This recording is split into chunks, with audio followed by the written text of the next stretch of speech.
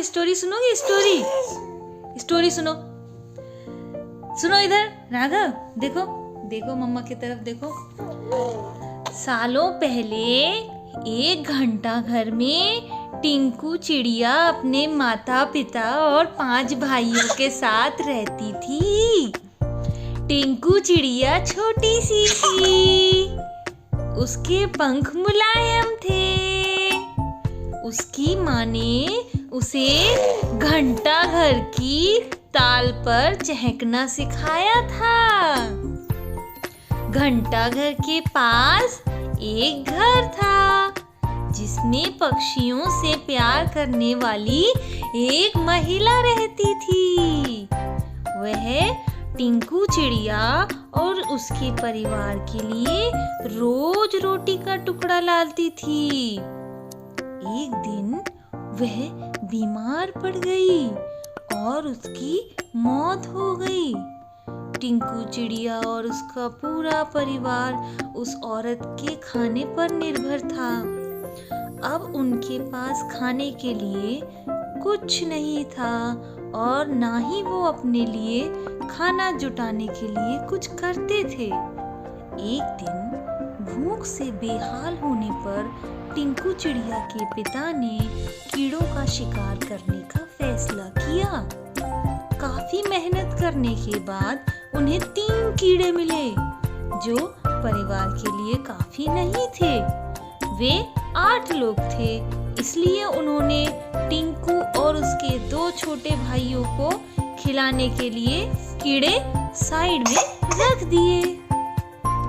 इधर खाने की तलाश में भटक रही टिंकू, उसके भाई और उसकी माँ ने एक घर की खिड़की में चोंच मारी ताकि कुछ मिल जाए, लेकिन कुछ नहीं मिला। उल्टा घर के मालिक ने उन पर राख फेंक दी जिससे तीनों भूरे रंग के हो गए। उधर काफी तलाश करने के बाद टिंकू के पिता को एक ऐसी जगह मिली जहां काफी संख्या में कीड़े थे। उनके कई दिनों के खाने का इंतजाम हो चुका था। वह जब खुशी खुशी घर पहुंचा तो वहां कोई नहीं मिला। वह परेशान हो गया। तभी टिंकू चिड़िया, उसके भाई और माँ वापस लौटे तो पिता उन्हें पहचान नहीं पाए और गुस्से में उन्होंने सबको भगा दिया। क्या किया राघव? गुस्से में उन्होंने सबको भगा दिया। टिंकू ने पिता को समझाने की काफी कोशिश की। उसने बार बार बताया कि किसी ने उनके ऊपर रंग फेंका है, लेकिन टिंकू के हाथ असफलता ही लगी। उसकी माँ और भाई भी निराश हो गए, लेकिन टिंकू ने हार नहीं मानी। वह उन्हें लेकर तालाब के पास गई और नहलाकर सबकी राख हटा दी। तीनों अब अपने पुराने रूप में आ चुके थे। अब टिंकू के पिता ने भी उन्हें पहचान लिया था और उन सब से हाथ जोड़कर माफी भी मांगी थी। अब सब मिलकर खुशी खुशी एक साथ रहने लगे। उनके पास खाने की भी कभी अब कमी नहीं हुई। राघव, इस कहानी से हमने क्या सीखा? क्या सीखा राघव? कभी भी, अच्छा पहले सीख तो लो। राघव, इस कहानी से हमने क्या सीखा? बताएं। इस कहानी से हमने सीखा राघव, इस कहानी से हमने क्या सीखा राघव? कभी भी किसी पर पूरी तरह से निर्भर नहीं रहना चाहिए।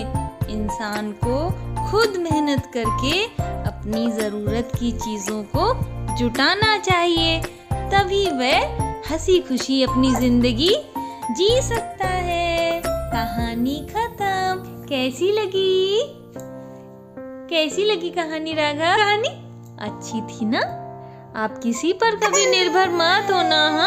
हाँ, समझ गया राघव हमारी बात है। राघव, आप किसी पर निर्भर मत रहना बेटा, मेहनत करना है। मेहनत करेगा राघव तो। बाय बाय, गुड नाइट सभी लोगों को।